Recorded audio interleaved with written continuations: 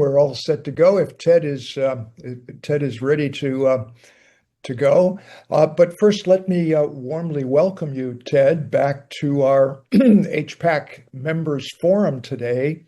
Um, our members have fond memories of your previous appearance last year at this forum, where you shared many sage thoughts with us about the evolution of an SRM governance mechanism.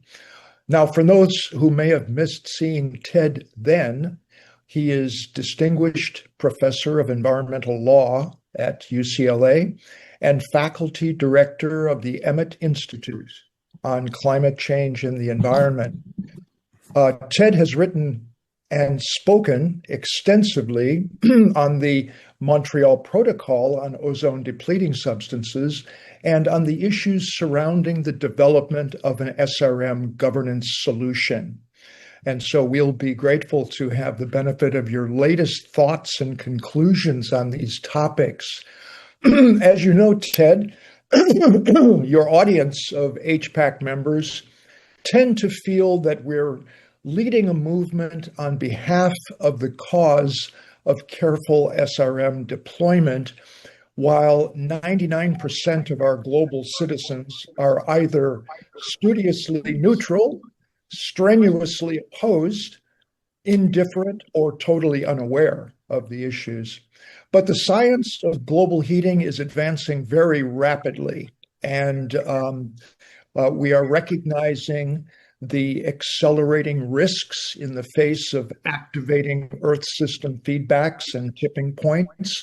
Thus, we see the eventual deployment of SRM as an inevitable consequence of the emergency that humanity is in.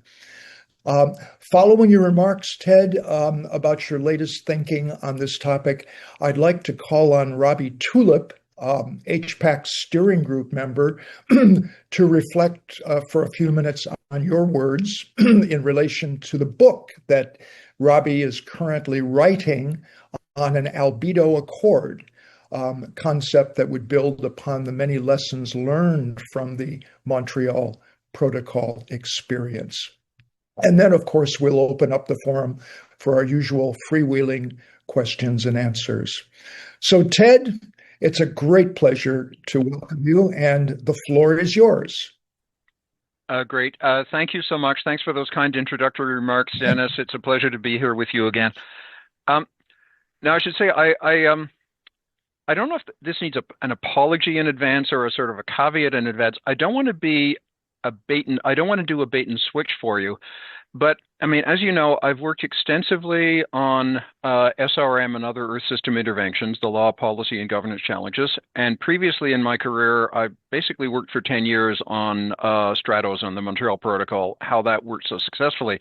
But I have not much put these together previously. So I used the occasion of your invitation to do that a bit more concretely and a bit more deeply than I'd done before. But I am going to address the question at two levels of generality. And the one that is precisely on target for your interests is a little thin because I'm having trouble coming up with thick things to say about it. So I'm going to talk, first of all, about the general applicability of the Montreal Protocol as a model or analogy to the governance of climate change. So this is a question on which there have been a lot of rather weak opinions on both sides expressed since the adoption of the protocol. I mean, either, oh yeah, we've shown nations can come together even against industry opposition to protect the global environmental value, so just do the same thing. Or Montreal Protocol was easy, fewer players, more concentrated industry, less societal dependence upon the threatening chemicals, all of which are actually true, but don't necessarily support the inference that it's easy, it was easy, and thus has no lessons to teach us. And the specific point that people often claim on that, which was that alternatives to ozone depleting chemicals were known to be available before the key decisions to control them, is simply false. It's a historical error. It's the record clearly refutes it. So I'm going to try to do what I've long wished somebody else would do with my work, because my view of my ozone work is I left a bunch of money lying around in the streets 15 years ago, assuming somebody would pick it up, and nobody seems to have. So I'm going back to pick it up. Um, I'll also speak a little more briefly about the specific applicability of the Montreal Protocol approach and its institutions to the governance of Earth system interventions, what it's done in this space, how what it's done and might reasonably continue to do might help, and then perhaps some analogic reasoning, things that might be lessons from Montreal Protocol, but not actually action of Montreal Protocol.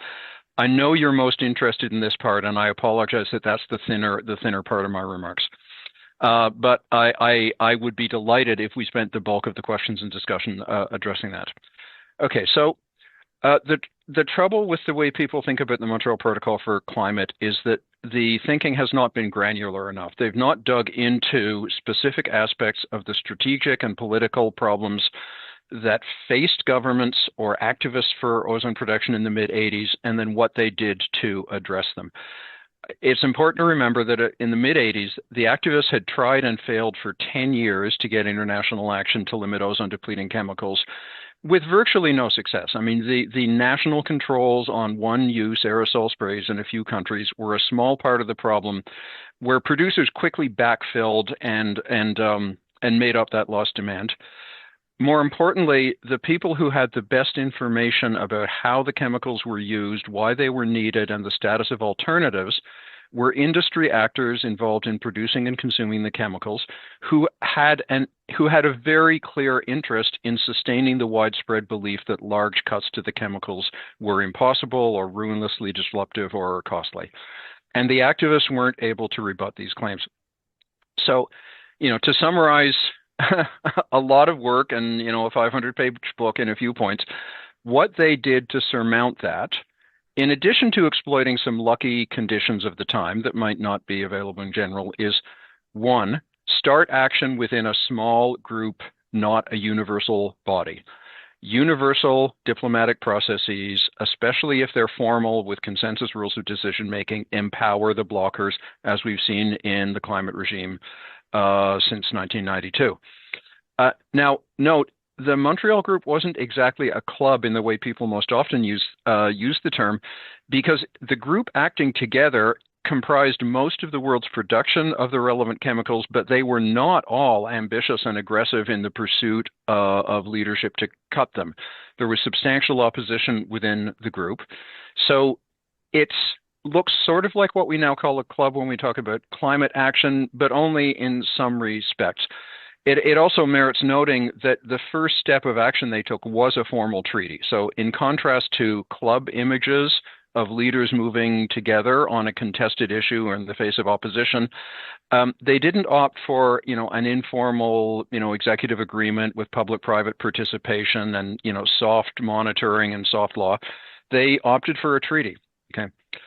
Two, they focus their targets and their policy not on the abstraction of emissions of ozone-depleting materials, but on the concrete, easy-to-observe proxy of production and consumption of specific chemicals.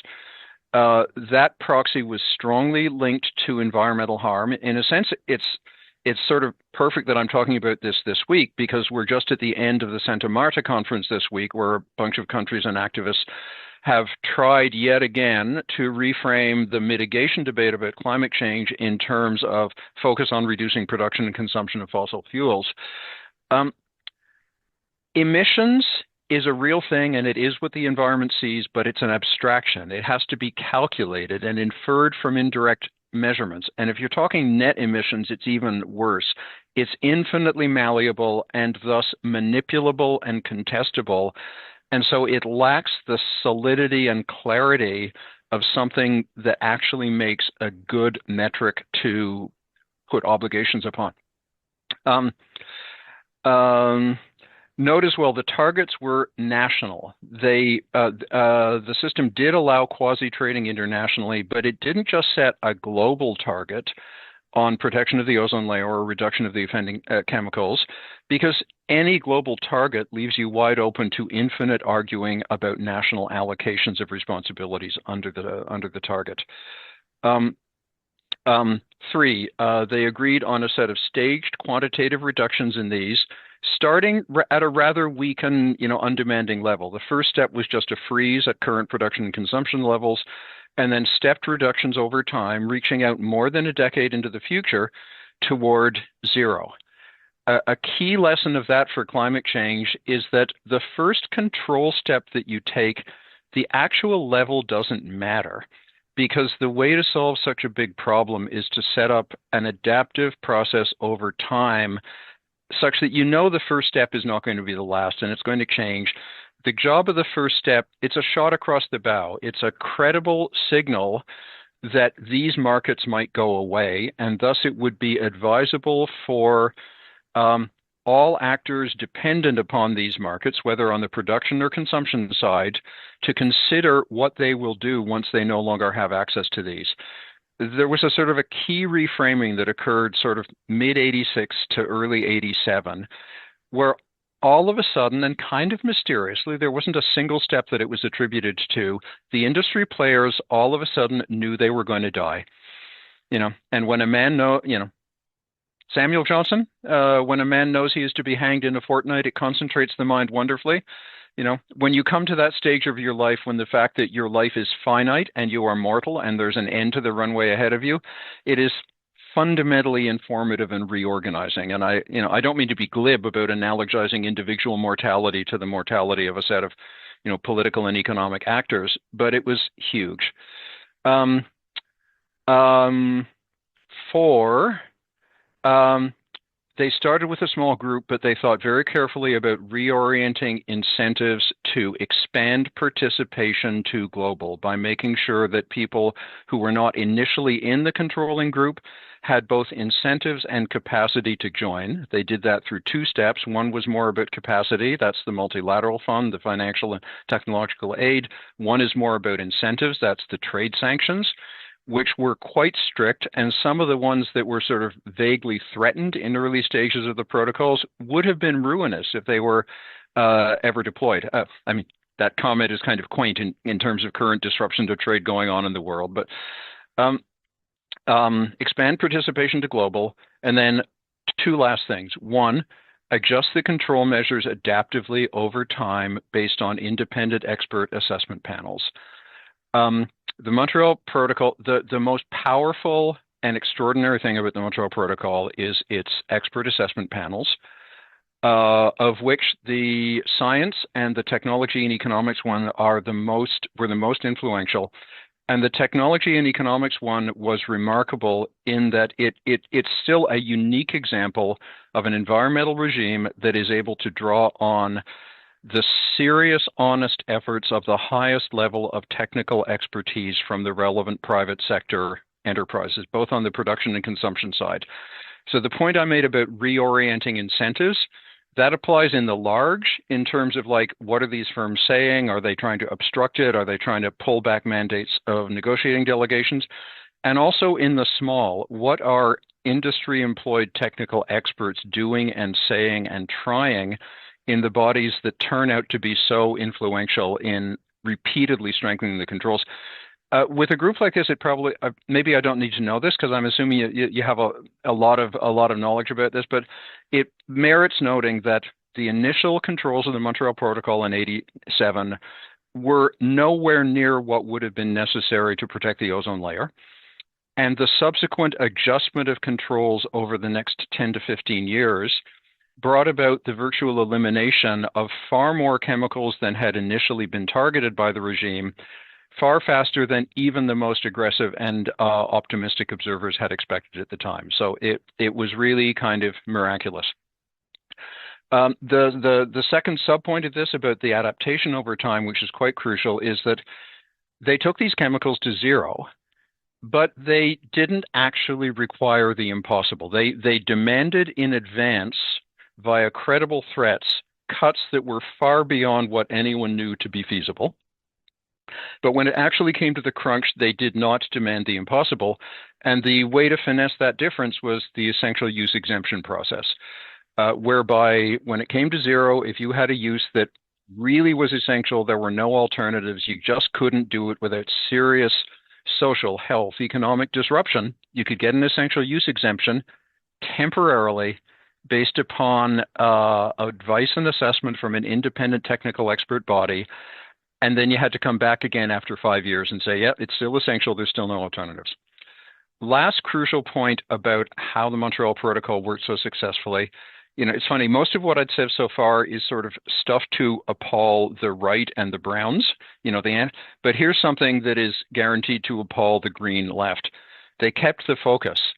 They framed the objective of the convention and the regime as solving one high priority global environmental problem that threatened pretty much anybody. And they repeatedly resisted attempts to stretch the mandate to do other good things, with the one really interesting exception of the Kigali Amendment, which they pulled off, and it's wonderful, and the world is better as a result, but it was a real stretch in terms of their mandate. It wasn't indefensible. There was language upon which they could justify moving to controlling a chemical that was not an ozone depleter, but it was a real stretch. And they have not allowed the regime to be broadened to a capacious vehicle to pursue every important aspect of global justice and development. Maybe that is one dimension whereby ozone really is easier than climate, because ozone is a little narrow. I mean, you can argue this both ways. It's like climate is kind of everything. It threatens everyone. It threatens every aspect of development. Maybe there is no possibility of limiting a climate regime to climate in the way that there was of limiting an ozone regime to ozone. But the ability to resist the complexity, the sustained disagreement, and the opposition that would have followed from attempts to pile on additional things has been a crucial factor in the success of it. Okay, now, everything I've said so far is about the Montreal Protocol and its core identity.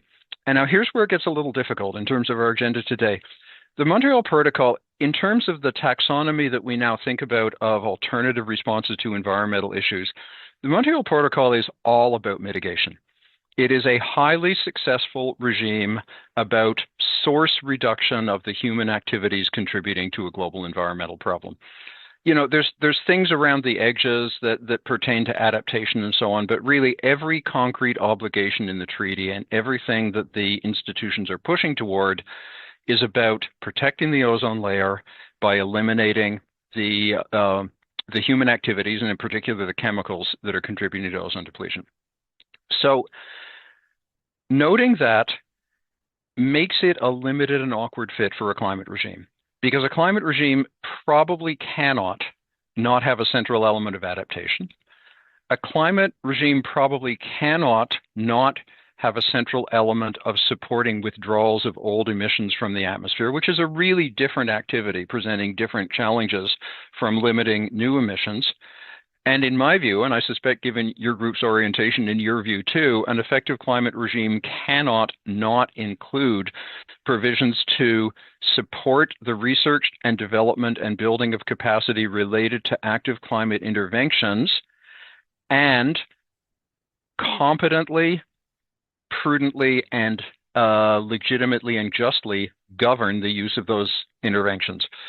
So intervention is really different. It's not mitigation. It's not a collective action problem like cutting emissions. If we think about, interventions, the new ideas keep coming forward all the time, and they're different in their efficacy, the maturity of understanding, their time and spatial scales, and so on. We still mostly think about stratospheric aerosol injection as kind of, primus inter pares, the most important, the best understood, the one that has the most promise, whether for good or ill, of somebody trying to do it in the near term. So let's maintain that focus while being aware that the set of interventions is actually getting broader, and an effective climate regime, I think, will have to have some capacity to make joint decisions about all the things that are done to limit risks of climate change, including multiple disparate types of interventions. So for interventions, the most immediate need is to advance understanding and develop capacity. And that has been surprisingly difficult since the issue came onto agendas about 15 years ago because of what I'm increasingly thinking of and calling symbolic-driven resistance. People object to the very idea of it for reasons that have only thin or no connection to concern about material consequences of developing or using interventions. They're more that they evoke or resonate with things that people disapprove of. So when people say things like technofix, hubris, the folly of trying to solve a problem by the same means that created the problem, they're actually not. When people talk about the cane toad in the context of arguments over, SAI, they're not engaging in argumentation about, well, I'm concerned that it doesn't work that well, and you may be exaggerating the benefits, or I'm concerned that used in this way, it could have this harmful side effect, which might be bigger than you're acknowledging, and it might be unjustly distributed. I mean, those are absolutely legitimate kinds of arguments to support a skeptical or reticent stance toward interventions. They're not complete, but they are based upon specific claims about, well, what would you do? How would it work? What would the inputs needed be? What risks would those involve? Are you sure it would work well? How much do you trust these particular model results? Did you think about this kind of effect?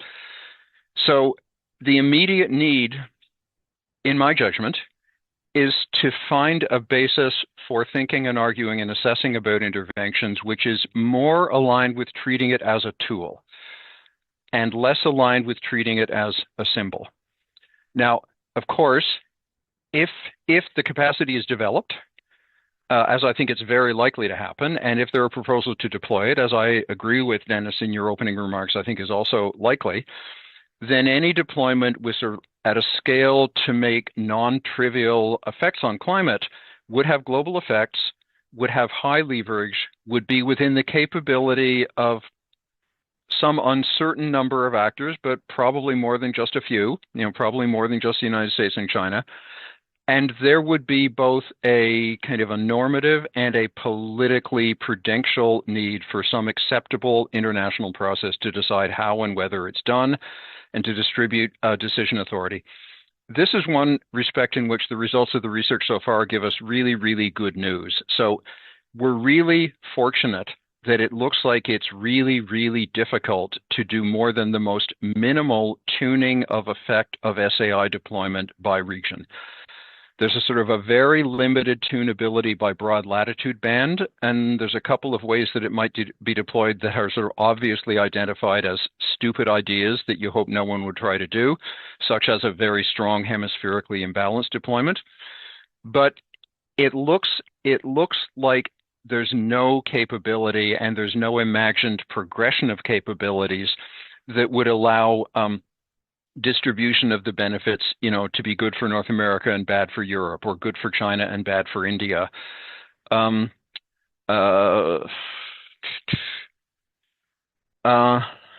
then the last piece, the key governance needs. So decision making about interventions, and then it's linked to this piece. The other essential need for governance of interventions is somehow integrating it into a comprehensive governance system for climate change. So I increasingly think it's kind of obviously dangerous if the only response to climate change you pursue is SAI or some similar radiative intervention. I also increasingly think it's dangerous if the approach to governance of interventions is completely separated and focused only on governance of interventions and not somehow integrated with linked commitments pertaining to other pieces of climate response. That's a huge order. It's a complex task of a scale really never been addressed in international diplomacy before, but I really don't see a way of managing the one without managing the all in a linked sense.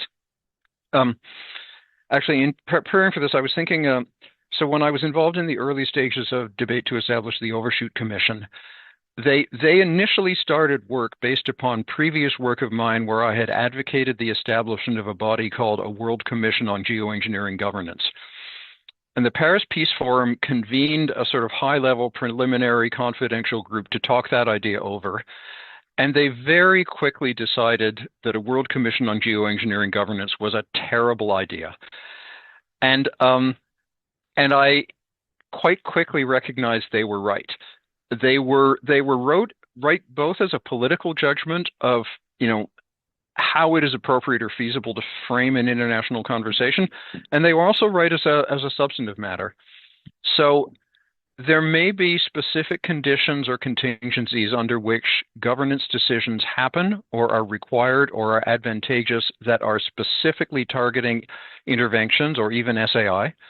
If somebody does something provocative or disruptive, other nations have to figure out a way of responding to that, and that would appropriately be focused on the disruption. But in terms of a complete governance system, I can't think of a way of doing it that is only on interventions. Okay, pulling together Montreal Protocol and interventions. What has the Montreal Protocol done related to interventions thus far? Well, the main thing they've done is, via a decision of the parties, authorize the Science Assessment Panel in its most recent major assessment, published in 22 or 23, to do an entire chapter assessing the effects of stratospheric aerosol injection on the stratosphere and the ozone layer. If you're not familiar with this, you really should be. It is by far the best assessment of SAI that's been done by an international body. Although there was some delicacy in getting, the decision to do it and then getting the assessment panel to do it. It was an excellent piece of work. The parties recognized that insofar as at their subsequent meeting of the parties in 2023, they requested additional assessment, both by the science panel and by the effects panel. And those two projects are still in process, with their reports expected later in 2026. In terms of what the Montreal Protocol might do in the future, I predict with some confidence that they will be extremely conservative about their mandate. The Montreal Protocol will not be champions for the development or deployment of SAI or any other climate-driven intervention, and they don't have the capacity or the authority to be a significant governing body for their development of use, development or use. Protection of mandate and not sort of breaking the machine by virtue of too broad expansion into stuff that is kind of contested regarding its mandate. They did that successfully in the Kigali Amendment under conditions that I think were really quite unique and anomalous. So they're not going to do it for climate interventions. They're not going to authorize the Science Assessment Panel to do a comprehensive assessment of risks and benefits of climate interventions. They're not even going to go that far outside of the stratosphere, because their mandate is the stratosphere, and a stratospheric assessment is a limited assessment. It doesn't cover all the potentially important consequences of SAI. Similarly, I think TEAP is the greatest thing TEAP is the greatest thing in the world. TEAP saved the ozone layer. It's fabulous, and it's an unexploited model of effective mobilization of high-level technical expertise to do good things for the environment. But TEAP could not officially do a comprehensive assessment of interventions for the same reasons. It's off mandate. It's outside of their authority. They would be attacked, and reasonably attacked, and everybody involved with the Montreal Protocol understands they are protecting the crown jewels. On the other hand, Montreal Protocol could do more. So more science assessments of slightly broader scope they've been extremely helpful so far, and they could continue to be helpful. The 2023 chapter was a sort of a measured, careful adult voice in a debate about effects that has been so confused and so often kind of imprecise and misleading. And more of that would remain very helpful, even given the limits that it would have to be, limited to within the mandate of the Montreal Protocol. Second, I can imagine ways that TEAP could serve. It's not that TEAP could do it, but that TAP could provide a useful analogy for a new body, maybe interstate under some other vehicle, maybe more likely kind of informally developed with state and non-state participation, that would attempt to do a kind of a comprehensive assessment of identified and proposed modes of intervention, what is known about their effects, and that goes a little broader than just a science and technical assessment. A body kind of like TAP maybe So, could oh, do sorry, the Ted, would you mind just reminding us what TAP is? Oh, I'm so sorry. Sorry, excuse me. TAP is the Technology and Economics Assessment Panel. So it's of the expert assessment panels that are so constructive and influential under the Montreal Protocol. There are three.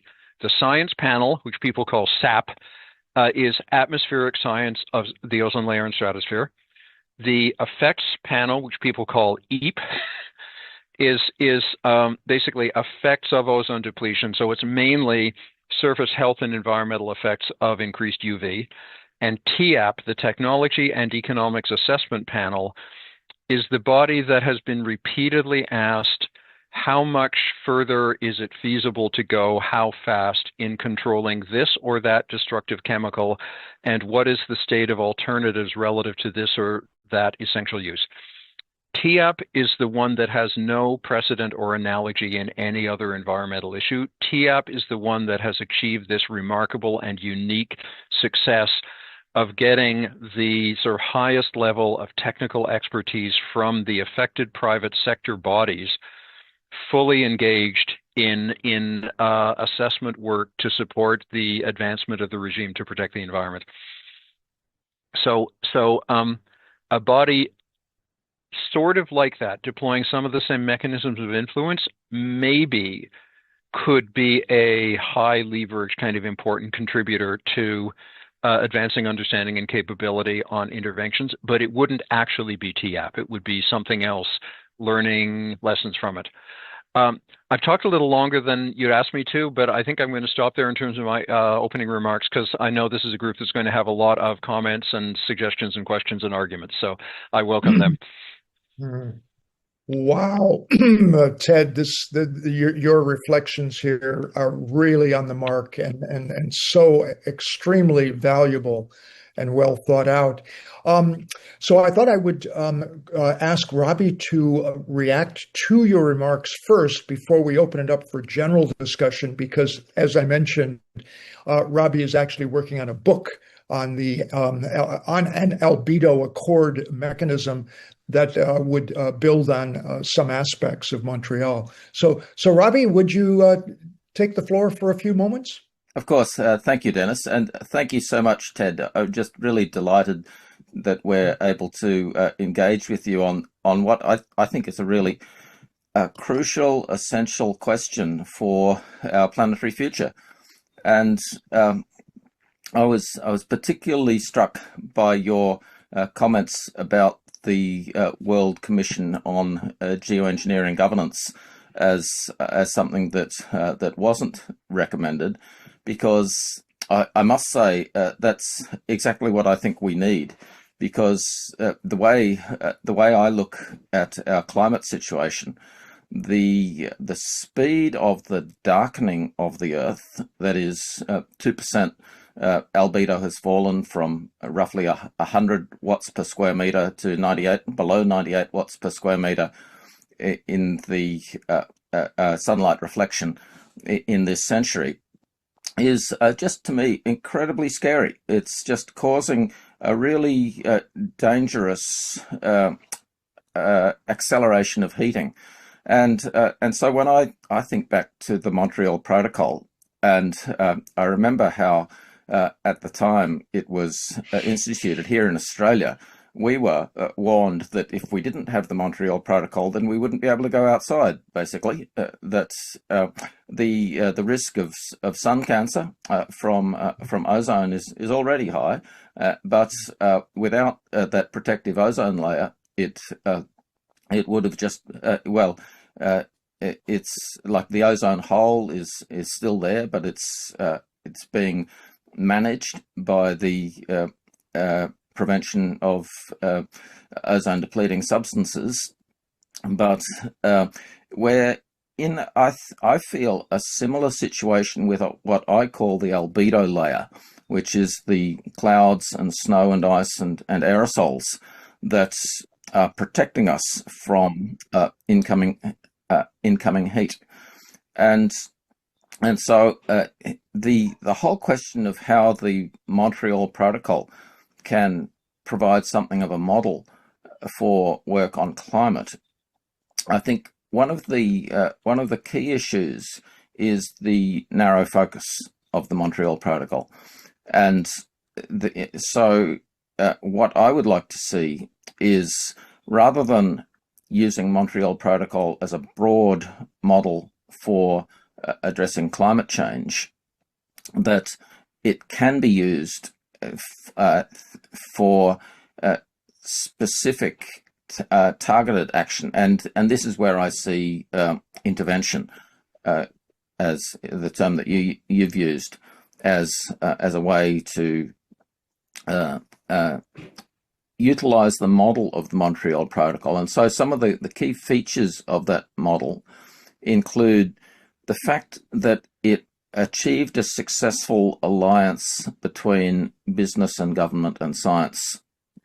And I feel that that's something that's been missing in the Paris Accord, that the business side of that trio has been somewhat reluctant to come on board with the ratchet mechanism for the nationally determined contributions. That is, the idea that countries should ratchet up their commitments under Paris to cut emissions has not really succeeded, except with a few exceptions, and often that exception has succeeded through offshoring of emissions, which is something that's now coming under question with the closure of the Strait of Hormuz. But that's another point.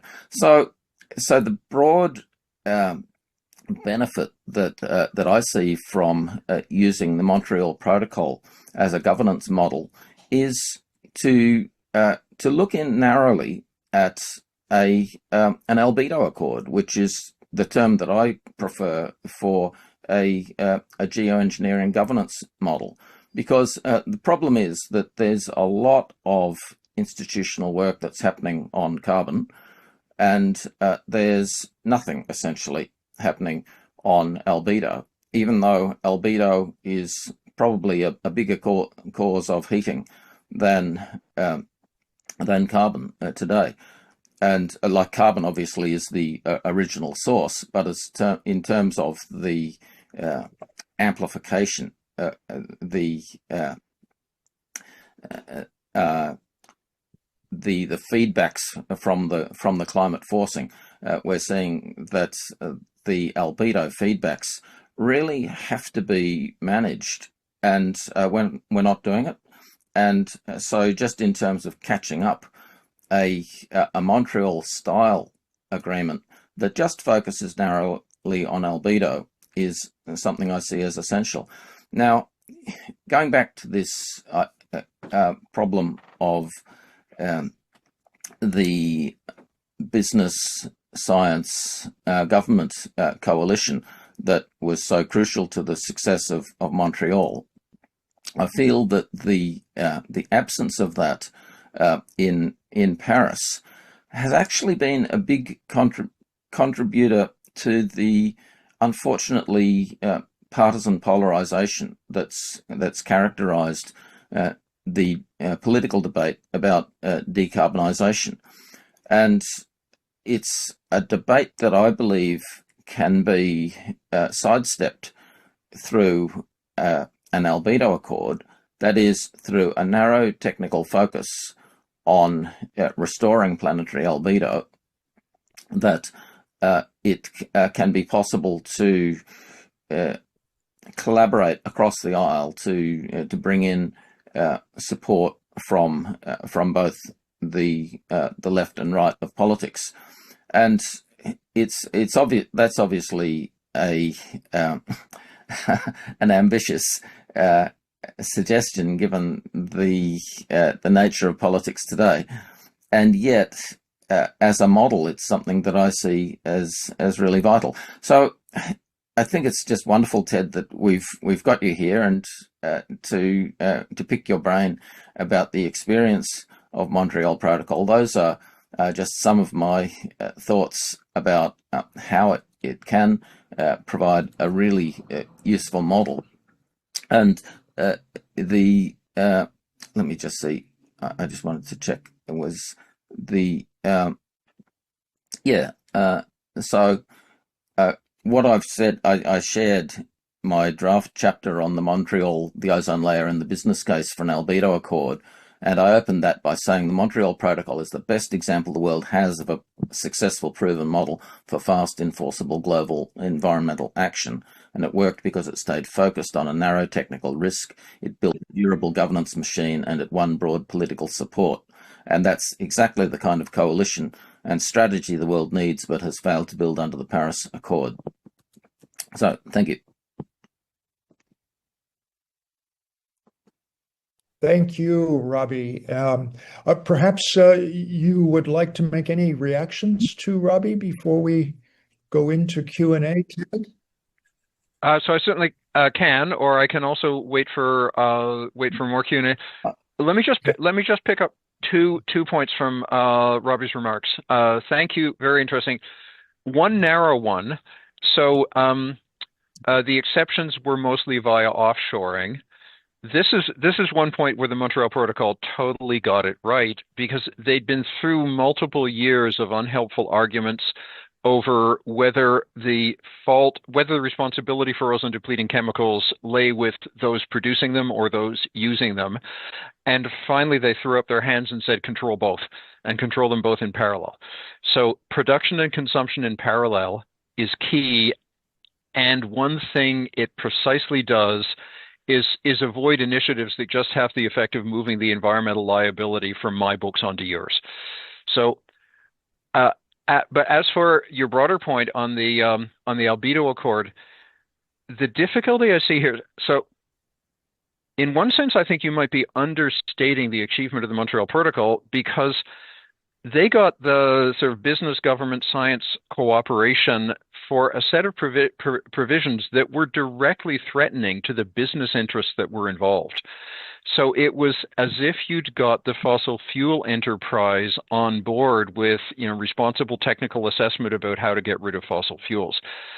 We haven't achieved that yet.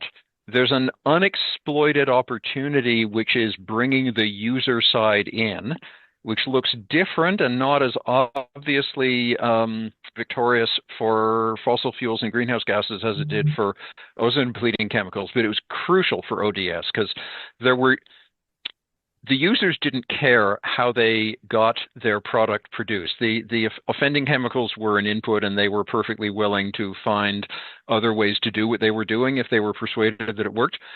In the climate space, I find a very promising analogy to pursue this line of examination is in the folks who are looking at sectoral accords in kind of high emitting sectors that have been widely identified as difficult to abate emissions. So steel, for example, heavy, aviation, heavy transport. Beyond that, the thing that worries me about an albedo accord, actually it's two things. One, I totally take your point about the severity and immediacy of threats, and the fact that the most rapid observed change that poses the most urgent threats of the past few years is actually change in albedo and related things that are unmasking heating that had previously been masked, and that's really dangerous. But an albedo accord cannot be sufficient as long as the fundamental cause is still increasing. So there are respects in which I think the objection of those who oppose thinking about interventions, which is, if you take those seriously, it'll just let the emitters off the hook and we'll never cut emissions. I don't think that argument is as dispositive. I don't think it provides a legitimate basis to say don't research and develop interventions, but I still worry about it, and I would worry about it a lot in the context of proposing a formal international agreement that abstracted albedo from the rest of the problem.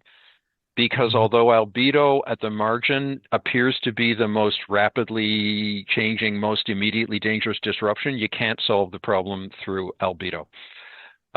There's a lot more rich stuff in your remarks, but I don't want to talk on too long. I'd love to hear comments and questions from others. I will make one reply.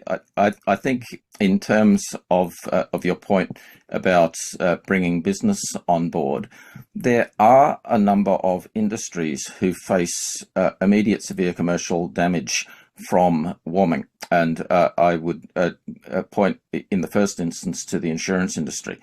And so where I'm in dialogue with insurance industry representatives about inviting them to explore this question, because the expectation is that from the reinsurance sector is that the costs of climate-related damage will double each decade, and they're now over $100 billion a year.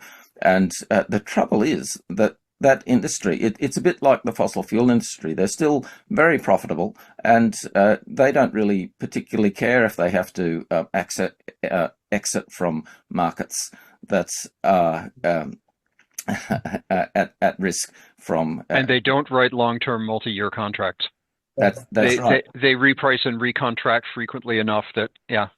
And yet that industry, together with other affected industries, and I would mention agriculture, tourism, shipping, and also defence, those in banking and real estate, those industries actually do have a commercial incentive in slowing warming and reducing heat.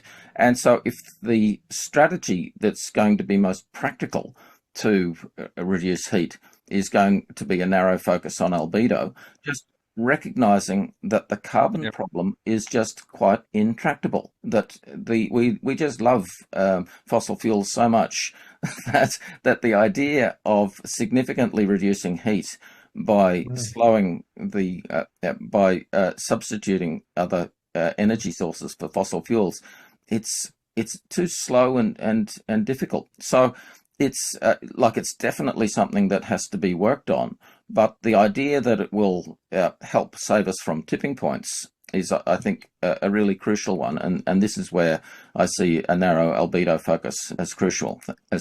Thank you. Very good. This is a great exchange.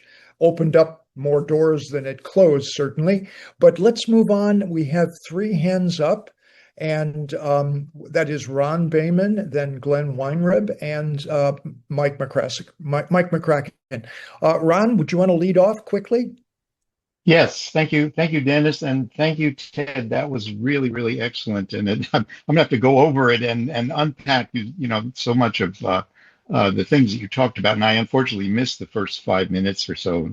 But anyway, my question is, I have a slightly different take on this that I think is fairly has a lot of support within our group, and that is a small coalition that many you probably talked about, but a sort of coalition of first movers. Andrew Light recently talked about this, so you may have caught that in the Arizona State Forum, and the idea here is the concern that I think I have and many of us have is that this is such an urgent need. The urgent need. We were just putting out a submission to the RFF workshop, confronting catastrophic climate risk, a global security response.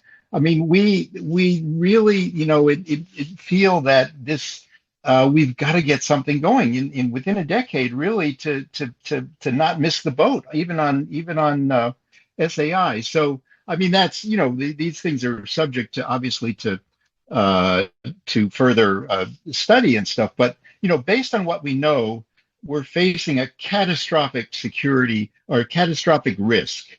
It may be 5%, 10%, who knows, 30%. There's 1/6 or so, according to the IPCC, chance of 3 degrees by by 2030, or well, I'm sorry, 2050. Or anyway, there we have that all laid out. So the question is, um, uh, don't we need to move to a decision making framework, kind of like the AIDS vaccine? That a kind of a war.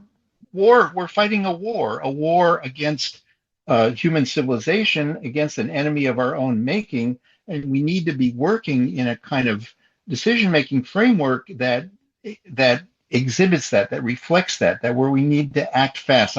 I'm just reading this incredible book about Muskism that you may have heard about by Slobodian and Tarnoff. I highly recommend. But that's we're in a world where we need to act fast. And I'm a leftist. I'm a democratic socialist. I full for the major fundamental changes in our culture and society. I really believe that's the direction we have to go, and that's the ultimately, dealing with the more fundamental changes will require a major transformation of our economics and social relationships. So, but we need to do something quick. So I'll Right. stop there. I have a tendency to carry on, but Thank you, I'll Ron. leave it at that. Yeah, thank you. Thank you. A very eloquent point. Would you want to comment on Ron's plea of urgency? Only very briefly to say, in terms of a small coalition of first movers being the most effective sort of procedural vehicle to think about moving debate forward on this, I totally agree. And that is one of the lessons of the Montreal Protocol. It was a relatively small and manageable group that came to the initial agreements. There is the question of what that group does. But yeah, Andrew and I have discussed this. We're very much in of a similar view. And there are other analogies of issues where a problem where there was significant opposition or blockage was surmounted by a relatively small, but not too small, because you need enough sort of breadth of representation for legitimacy, and you need the action to be of a scale that it actually matters, can move it forward. Can I just add one little comment? The International Space Station, I think it may be a good analogy, because here we're trying to put something up rather than remove something from. So that's a proactive, Yeah. and that was successful, the 150 billion or whatever the estimate is, that it's also on the scale that what might, do an SAI program. Right. Yeah, but the problem there is raising the money. And the problem here is getting a sufficient degree of consent for an intervention that affects a broader group than those that are raising the money and doing it. So, I'm not dismissing the analogy. I'm just saying there are enough distinctions that they don't fit perfectly. There are Yeah, no, thank you. Yeah, And of course, the thing about SAI is it's cheap. So, I mean, Yeah. the notion of distributive conflict over who pays for it is sort of so far down the list of things that people would fight over. Yeah, that's right. Let's move to Glenn. Oh, yes. So you talked about SAI governance and making decisions and making decisions about paying for decarbonization costs. But before all that, in theory, there's R&D. And if we look at with SAI, what kind of R&D we would need before we're at full scale operations, it looks like it's billions of dollars of R&D, and so far only a couple $1 million have gone into SAI R&D. So in theory, there could be a climate moonshot, a surge of R&D to tackle the climate problem. And then if this was done, it could be overseen by a university, because sometimes universities oversee big projects. So my question is this: if there was such a thing as a climate moonshot, which university do you think would be good at overseeing this? And do you think UCLA, the school that you work with, you think they would be good at overseeing a climate moonshot? I agree that much more research is needed. There's actually been substantially more spent already than the amount that you referred to. I was trying to quickly search for the total while you were speaking, and I didn't get it in time. But it's not a few million. It's more than that.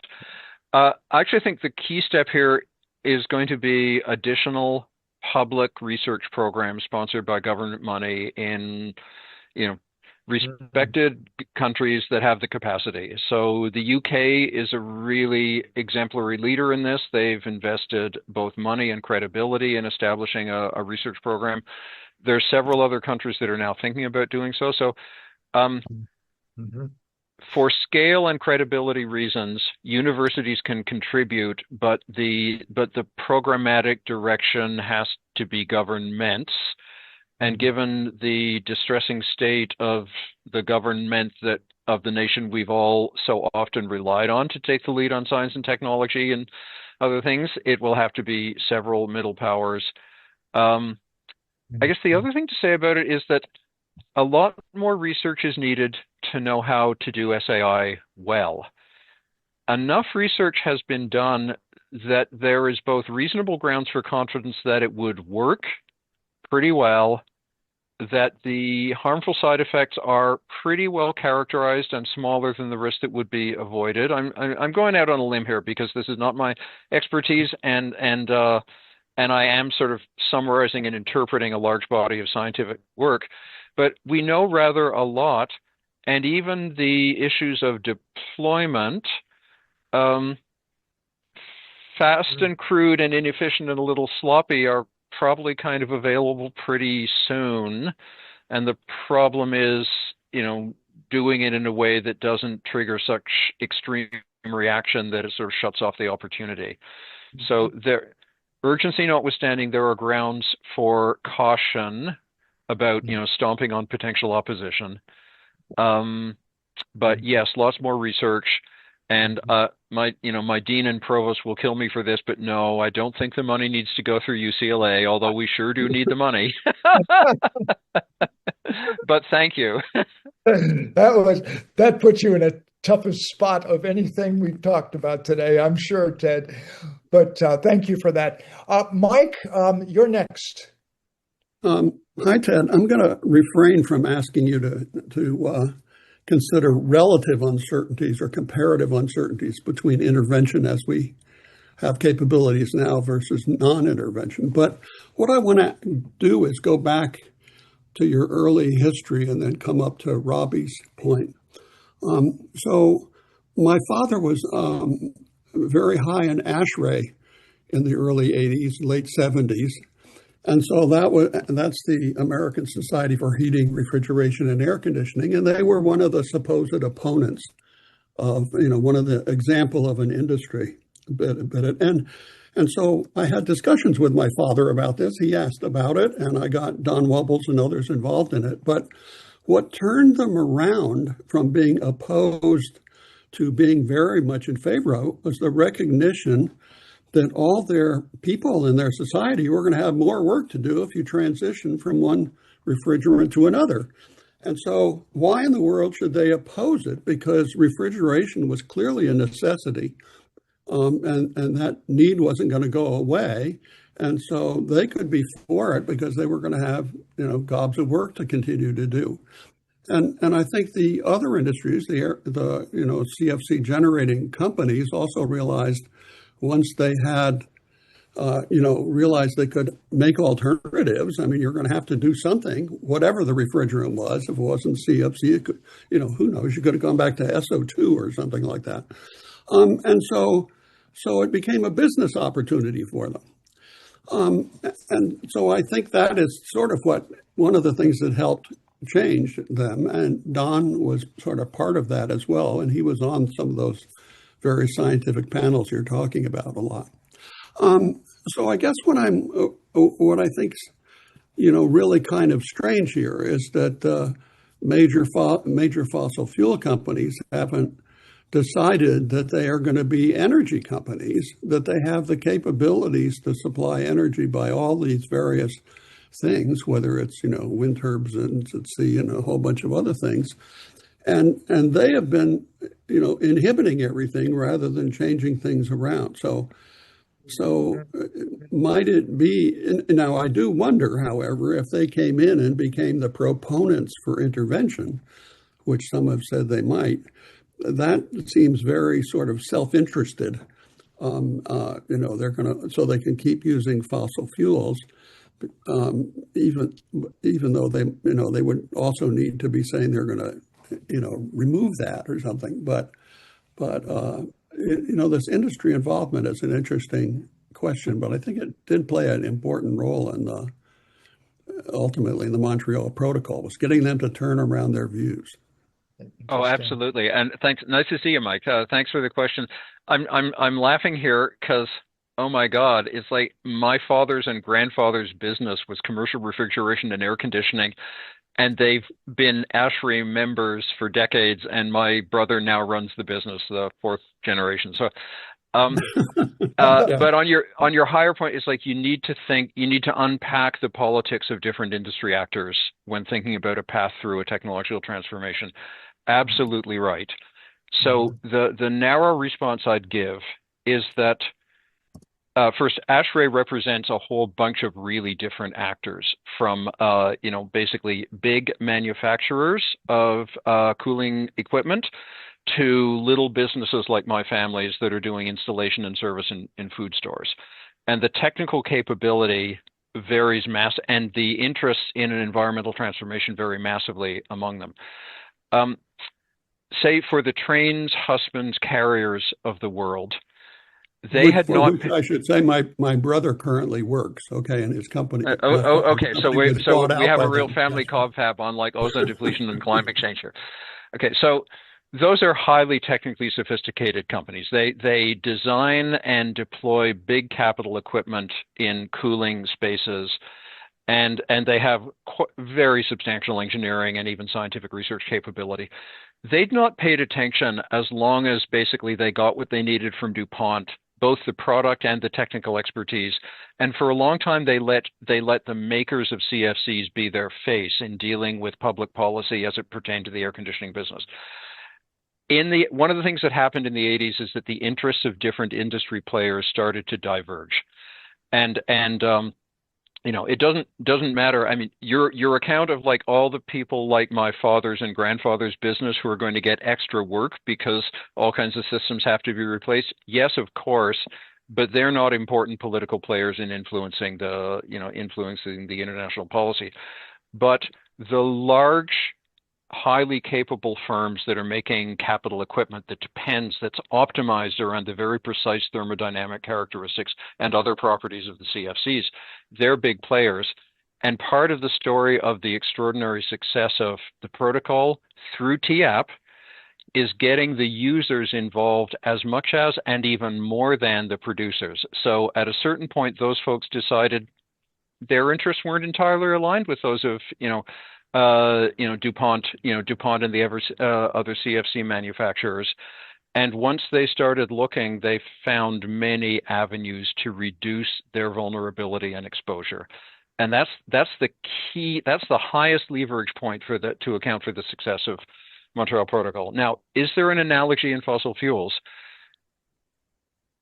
The fossils, the oil companies, BP and Shell tried rebranding themselves as energy companies a long time ago, and it didn't go so well because they moved too early, and their specific assets and expertise aren't general all energy. They're the geology of and the technology of extracting from geological reserves. So they probably do have a future in carbon removal and sequestration and related spaces. There may be some other areas where they have a future. But really serious cuts in greenhouse gas emissions they won't be as bad for fossil enterprises as making a war in they're sorry, I'm rambling here. It's like they're sitting on top of the world this week, but what's happening right now is not good for their interests in the long term because it's going to contract their industry a great deal. It's hard for me to imagine a climate regime that would reorient their incentives to be fully on board with optimal climate risk management for humanity. But I think there are actors who are kind of analogous to the husbands and trains and carriers. Basically, the heavy energy and fossil using capital equipment and product sectors I think there's a real possibility of reorienting their incentives. And as it becomes clear that they can keep doing what they're doing with, less emissions, less life cycle emissions, I think there's promise there. It will be a harder maneuver to finesse than it was in ozone depleting chemicals. So there's just so much interesting stuff here. I'm having trouble kind of keeping on point and limiting duration. I don't want to take up all the time, but that's really cool to find the air conditioning connection. Well, Thank you. I should also say, if I can, just one second, that it was my great grandfather who helped Rockefeller form the Standard Oil Trust too. So yeah, even longer. Oh, well, let's move to Robert Christ, who hasn't had a chance to speak yet. Mike, we're going to out you. You're finished. Hi. Ed, yes, hi. It wasn't named Kraken, though. Right. Ted, yes, good to see you. You may not remember, but we first met in Banff in 2010 or 9 or 10 at one of the geoengineering summer schools. There you go. Cool. Yeah, a long time ago. We were both young men then. Anyway, I have a very simple question. By the very nature of HPAC, we tend to see things very much through a US lens. But as I pointed out in a message on another subject today, assuming that the US is indicative of global truths is a very dangerous mistake in my view. And I wonder where you think, given that the geopolitics of all of this is a rapidly shifting territory, where is China in all of this? Where is China? Where is China in this whole debate? Keeping its own counsel. Yes. Right. Very likely following closely. Few public disclosures of anything that would sound like official position. A recently resumed substantial support for research. The more interesting countries to think of are those with very acute climate vulnerabilities. So I think Iceland's recent declaration of national security emergency related to AMOC, I think is potentially important. I think the vigor with which they are lobbying Arctic Council peers and other Nordics is potentially important. The fact that the government of India has charged a committee to develop a research program and perhaps policy, which is thinking right now, I think is potentially very important. In my attempts to kind of brief national officials and various governments on this, I find there's a shift in the past year or so where it's easier to get calls returned. People show up to meetings more informed and more curious. It's sort of like it's an analogy at very high senior levels to the one that I see in teaching my students, where it's like I no longer have to apologize and defend that I think about this stuff. People are actually eager to hear about it. So there's a shift. It might be big. It might not be fast enough, but it's happening. Let me just repeat the question in a way. Is there not an expectation that China will emerge as a significant player in this space? So I can just give you my guess here and sort of reporting other people who are more expert on it. Of course, China will be a significant player. Whether China will take diplomatic risks by being the visible one that actually pushes forward a discussion when others are reluctant to do so, I think is less clear. I suspect I have a growing hunch that the diplomatic leadership on this issue is more likely than on any other issue I've ever seen to come from, broadly speaking, global South countries, kind of middle income developing countries, ones that perceive acute vulnerabilities. India's attention to this is extremely interesting. I can readily imagine China weighing in cautiously but kind of supporting and highly influentially in something that where the front leadership is in a small group of other countries, probably climate vulnerable ones.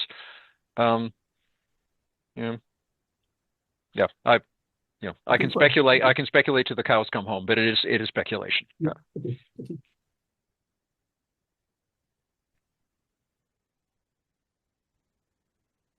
Dennis, you're speaking, but I think you're muted. Oh, sorry.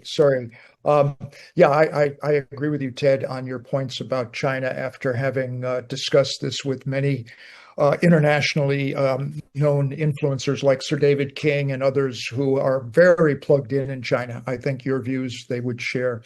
Now, it was very interesting, Ted, that you and Andrew Light have been aligning your views on governance. A couple of weeks ago, Andrew made a presentation at the Geoengineering the Planet conference in Washington, and he looked at the lessons learned from a number of environmental agreements that were relatively successful during the past 40 years.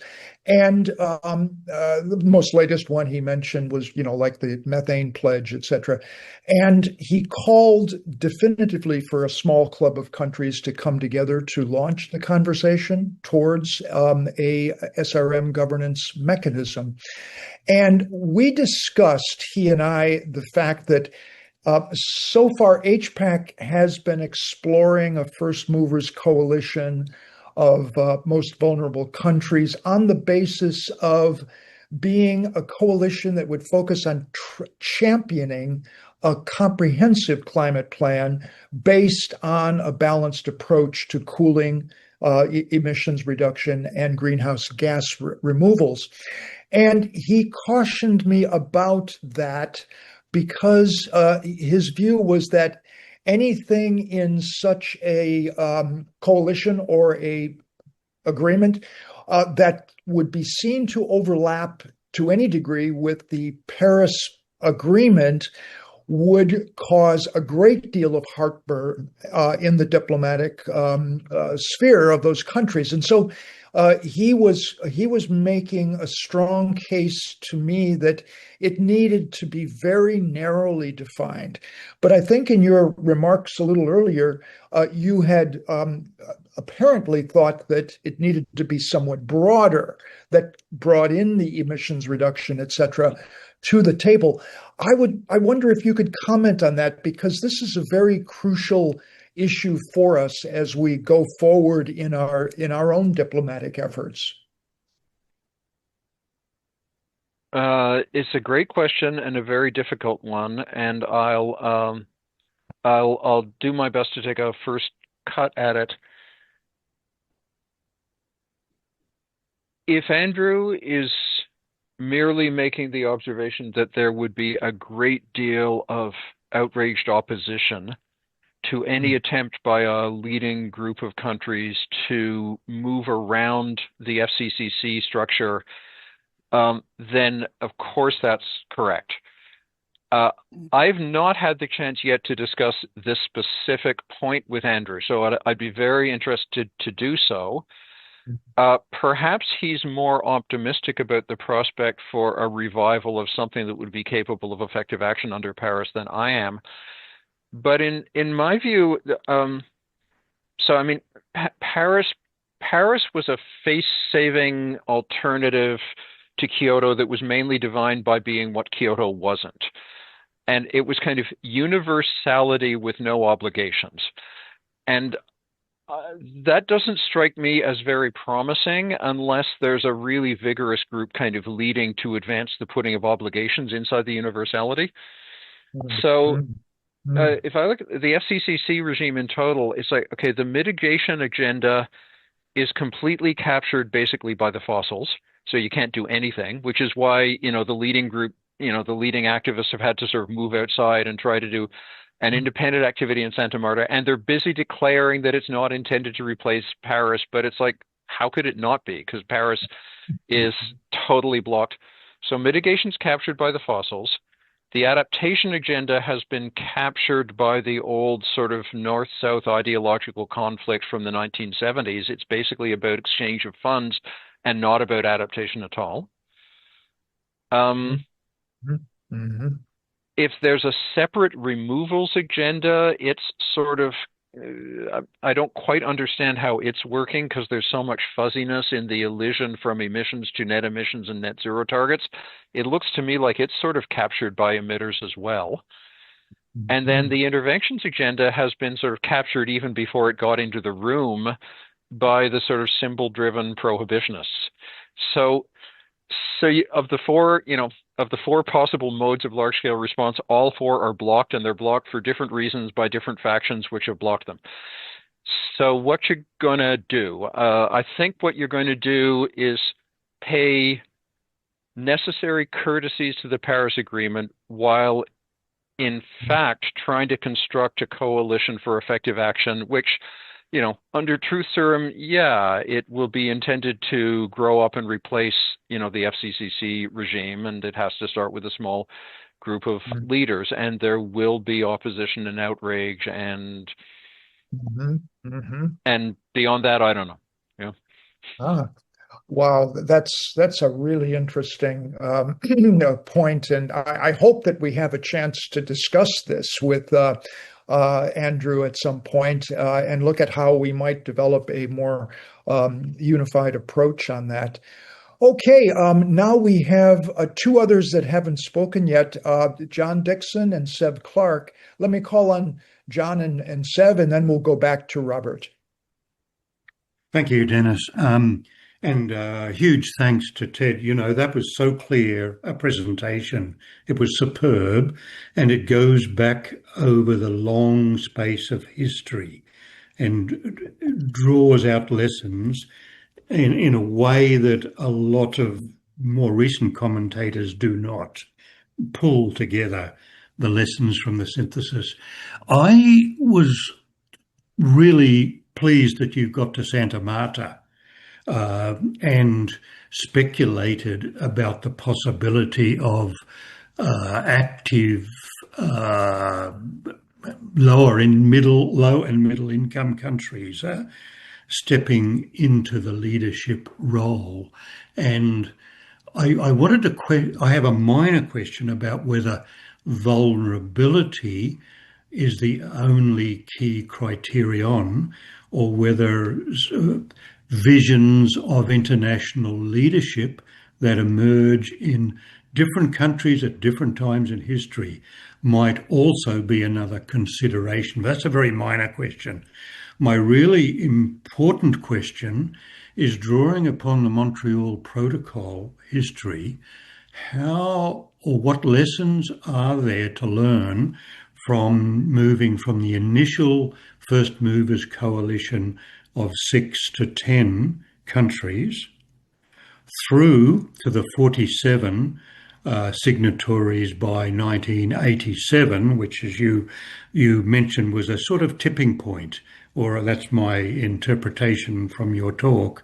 And that was 47 countries, which comprised the major part of the global economy at that point.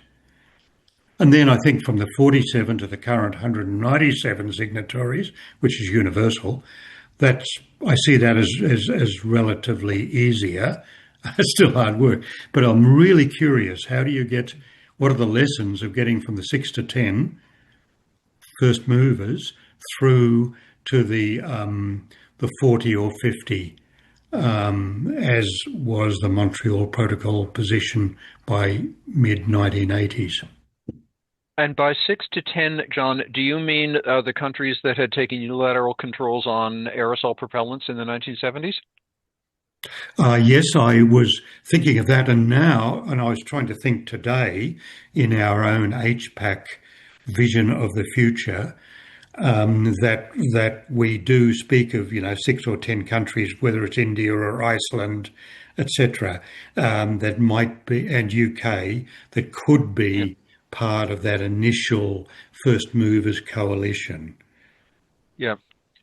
So the earliest national government leaders on Strat Ozone, like as early as the late 1970s, none of them was on board with comprehensive reduction in the chemicals. So they looked more like serious leaders than they actually were. They'd taken some political heat for controlling a popular usage sector domestically. So the key advance that led to the 1987 protocol, which I really think of as the starting line and not the first milepost in international cooperation, it was getting a group able and willing to agree to comprehensive controls that were strong enough to be meaningful, even though the first step wasn't that strong. The first step was just freeze production and consumption at current levels. And the conditions that made that happen were very particular to particular governments, particular firms. Breaking the opposition of some industry sectors was crucial, but it was sort of idiosyncratic enough. You can't really say, oh, that's the way to do it on a future issue. So, I have I have a long, I have a long treatise on how we got the 1987 agreement, but I think it's not generalizable beyond the sort of observations that I've made earlier today. There is the question of what counts as a critical mass of initial actors who you must have sufficient to reorient the incentives of private actors who've been in opposition. So this is the kind of, what does it take to make a credible threat of impending mortality for an industry sector such that people's incentives are changed both vis-a-vis how they run their businesses, what they invest in, and also what their public stance is in terms, how hard they fight effective action. Because, one of the many things that's forgotten about early days of Ozone and Montreal Protocol is that the chemical companies in the 70s were just as horrid as the fossil fuel companies have been toward greenhouse gas emissions and climate change science more recently. They engaged in character assassination. They tried to get people's funding pulled. They bullied and lied, and then conditions changed, and they had to turn from bad guys to good guys. And here's one of the brilliant insights of the leaders of the protocol. They consented to their adversaries turning from bad guys to good guys. And they went along with the widespread fiction that, oh, we're all scientifically driven, socially responsible enterprises engaged in it.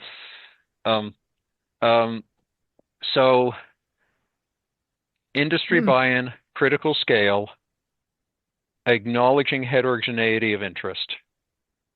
Did I want to say something on your minor question's actually interesting. I didn't mean to suggest vulnerability is the only criterion. Early movers on interventions, I expect to be countries that are keenly aware of climate vulnerabilities, have substantial scientific and technological capacity, and at least collectively have the geopolitical stature to take a position that's going to outrage others. This is all three of those together is one of the reasons that India is always at the front of everybody's list. Very interesting. And we'll be moving into the Delhi summit in August, and I know that our organizing committee has been after Ted to participate in that, and it sounds like he is intrigued with India on that sphere. Let's turn to Sev for our next question. Sev Clark. Thank you. Ted, by selecting SAI, you seem to have jumped the gun before assessing all promising interventions. To my mind, SAI is an inferior and imprecise method for brightening the planet, and there are at least 5 potentially better ways of cooling the planet that have a radiative component. And the surface of the ocean is likely to be a far better and more convenient canvas for albedo modification than is the distant stratosphere. The ocean surface could be made brighter either by phytoplankton, by stabilized nanobubbles, or by ice formation. I'll leave it there and let you comment there.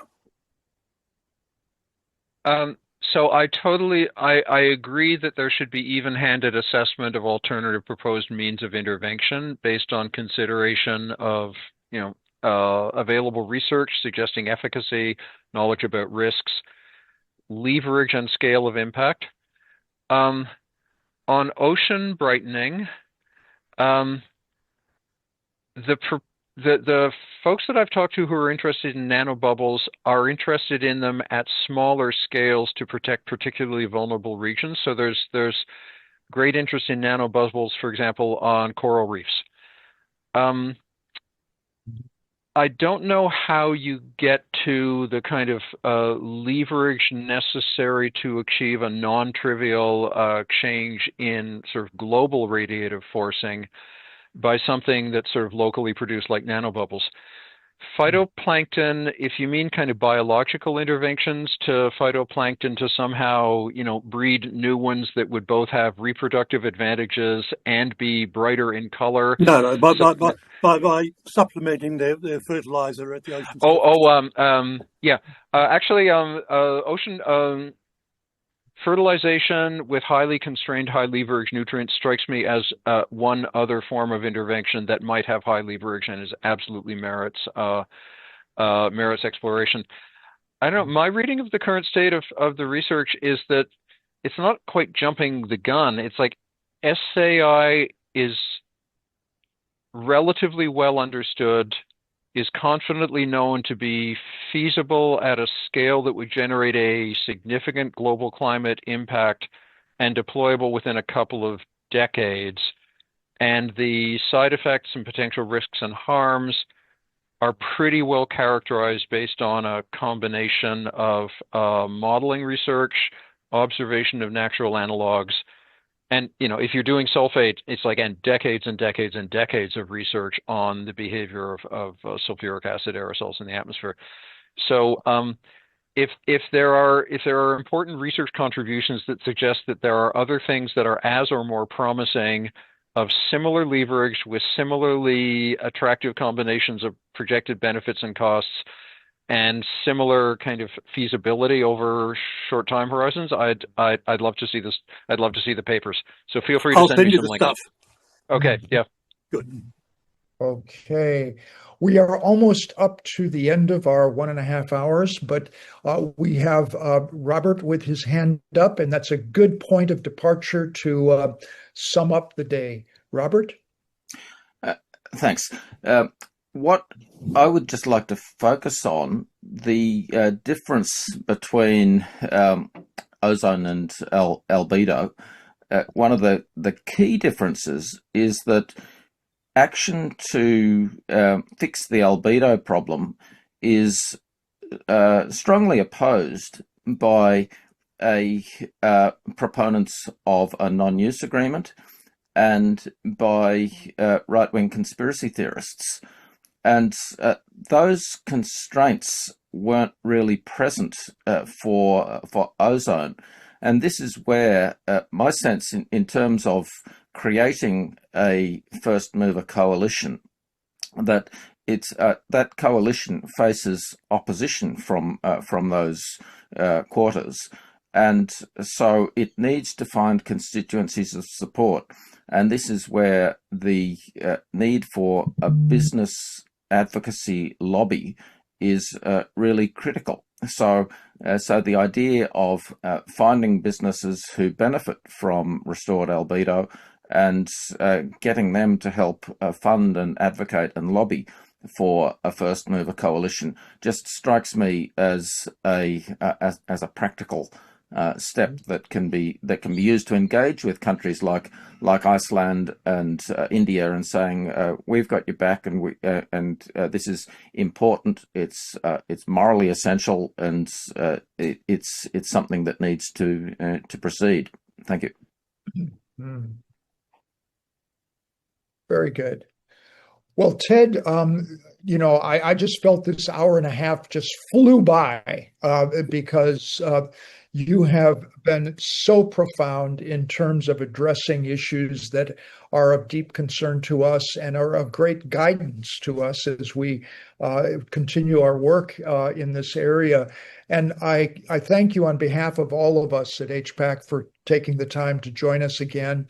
I believe that you have well proven that you could be, at least informally, a great advisor to us as we continue to go down this pathway of exploring alternatives such as a First Movers Coalition, such as an albedo accord agreement, etc. And I hope that you'll continue to be with us in helping us to ferret out the implications of these directions and give us this kind of great guidance as we go forward. So thank you once again, and thank you all for joining us today. We had a good group and a great discussion. Look forward to seeing you again soon, Ted. Thank you. Thanks for the invitation. Thank you for your very generous words. It's a pleasure to speak with you all, and good luck in your continuing work.